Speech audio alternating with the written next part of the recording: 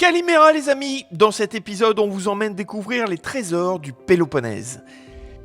Et c'est le très impressionnant canal de Corinthe, long de plus de 6 km, qui marque la frontière entre la Grèce continentale et la péninsule du Péloponnèse. Et notre périple débute à Mycène. En franchissant la porte d'Hélione, seul vestige encore debout des hauts remparts qui entouraient jadis ce lieu antique, on découvre les ruines d'une cité vieille de près de 3000 ans. Mycène fut le cœur d'une civilisation guerrière, riche et redoutée. Ce fut le royaume d'Agamemnon, un roi légendaire et héros de la guerre de Troie. Mais il ne reste hélas plus grand chose de palpable, sinon l'emplacement qui semble aujourd'hui davantage tourné vers l'élevage de chèvres qu'autre chose. Nous visiterons le musée qui dispose de quelques objets témoins de cette civilisation dont la disparition reste mystérieuse.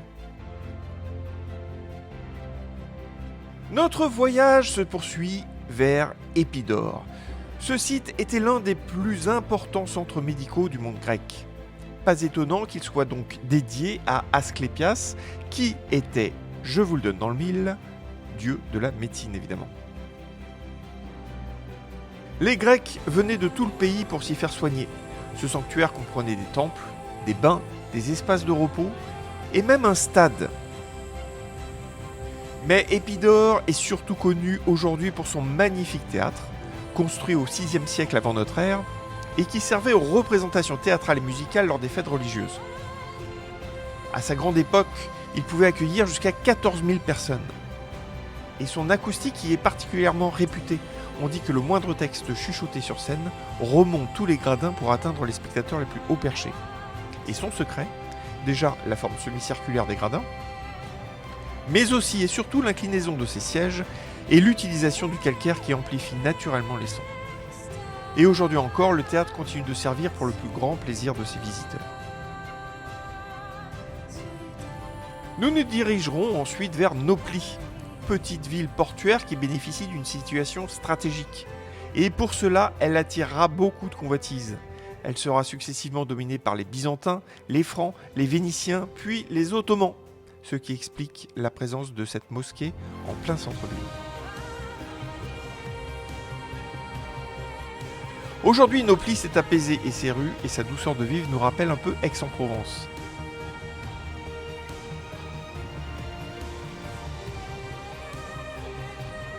Et face au quai bordant la rade de Nauplie se dresse la forteresse Bourdi, construite par les Vénitiens en 1473 pour protéger la ville des pirates des Cyclades. Tout un programme.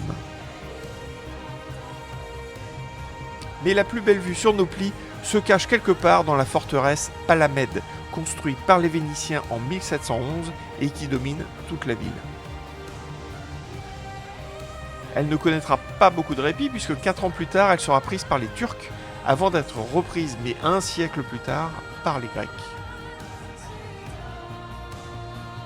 Depuis la forteresse, nous profitons d'une vue plongeante sur la presqu'île d'Acronoplie, dont les falaises protègent naturellement l'accès sud de la ville, encore plus belle vue d'ici.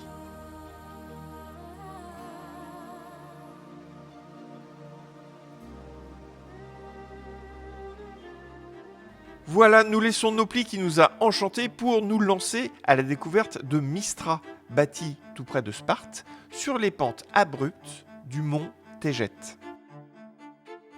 Du coup, la cité est organisée en terrasses successives et est dominée par une forteresse qui sert de poste d'observation en temps de paix et de refuge en cas de menace.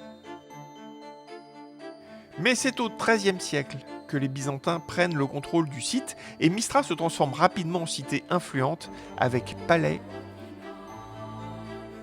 monastères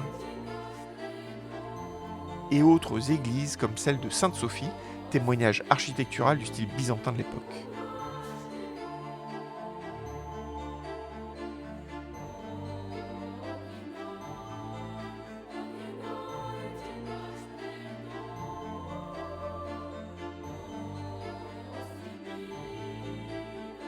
Après la conquête ottomane, l'église sera convertie en mosquée et sa tour en minaret. D'autres églises se succéderont pendant notre descente, avant d'atteindre l'imposant palais de Mistra, qui se trouve à peu près à mi-hauteur de la ville, et qui abritait la résidence du despote et de sa famille.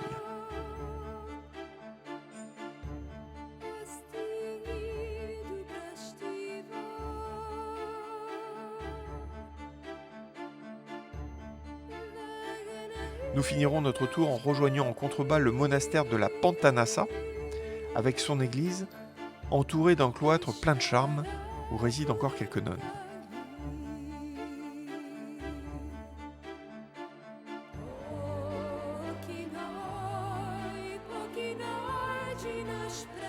Bref, une bonne petite rando en territoire byzantin, il ne reste plus qu'à tout remonter pour retrouver la voiture.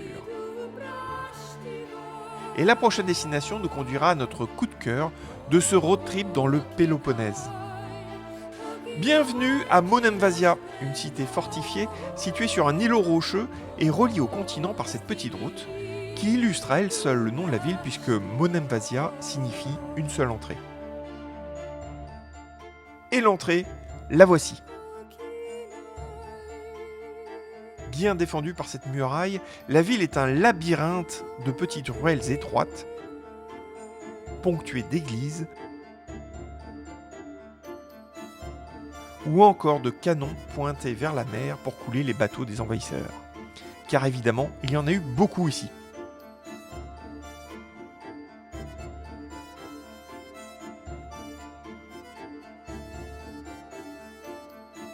Mais la place est forte et une vidéo de drone nous en fera une belle démonstration.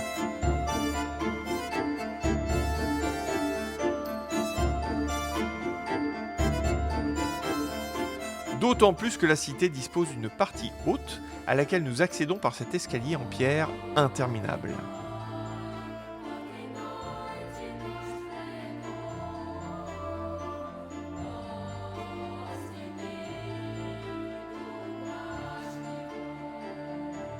Mais nous serons bien récompensés de nos efforts. D'abord, par une vue imprenable sur les toits de la ville depuis cette magnifique terrasse.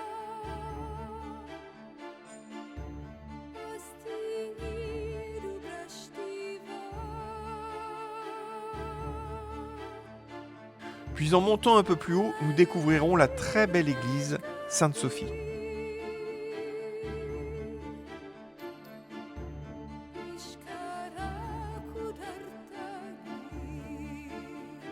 Étonnamment bien conservée, surtout lorsqu'on scrute les ruines qui l'entourent.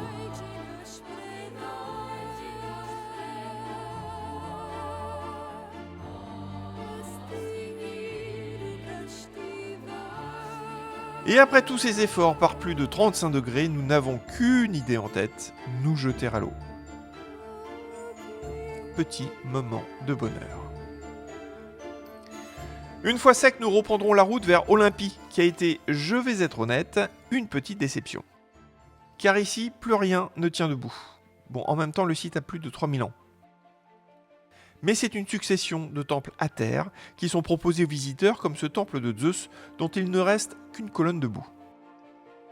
Pour le reste, il faut faire preuve de beaucoup d'imagination. Seul le stade qui remonte au 5e siècle avant Jésus-Christ et bordé sur chaque longueur par 2 petits talus nous donne une vague idée à quoi pouvait ressembler le théâtre des rencontres sportives de l'époque. Même le musée attenant ne nous passionnera pas. Nous découvrirons néanmoins l'épreuve rigolote de course en armure qui consistait à parcourir le plus rapidement possible environ 500 mètres, en armure évidemment, et en portant ce bouclier en bronze que j'imagine pesant un âne mort. Nous quittons donc Olympie un peu déçus, vous l'avez compris, pour quelques heures de route avec l'idée de monter dans ce train à crémaillère pour partir à la découverte des majestueuses gorges de Vouraïkos. Le trajet aller nous fera passer par des endroits somptueux creusés dans la roche. Et pour profiter pleinement de l'endroit, nous descendrons au premier arrêt pour entamer le retour à pied en suivant la voie ferrée. Une rando magnifique de 12 km, moyennement recommandée pour les sujets au vertige, mais qui nous laissera de super souvenirs en étant un peu prudent quand même. Faudrait pas croiser un train, quoi, c'est ça le truc.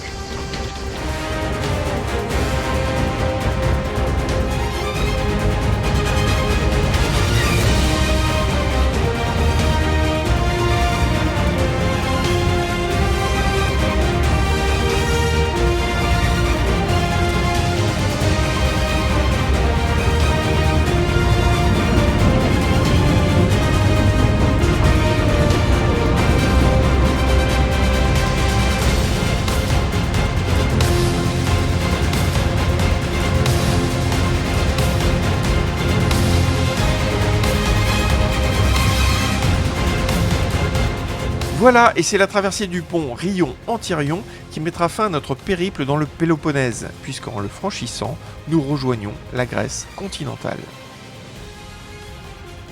Alors, dans le prochain épisode, on vous emmène découvrir Delphes, les incroyables monastères des Météores, les gorges de Vikos, le canyon reconnu par le Guinness des records comme le plus profond au monde, et nous terminerons par quelques jours sur l'île de Corfou. Alors, je vous conseillerais vivement de vous abonner, de liker cette vidéo si elle vous a plu, et on se retrouve très vite pour de nouvelles aventures.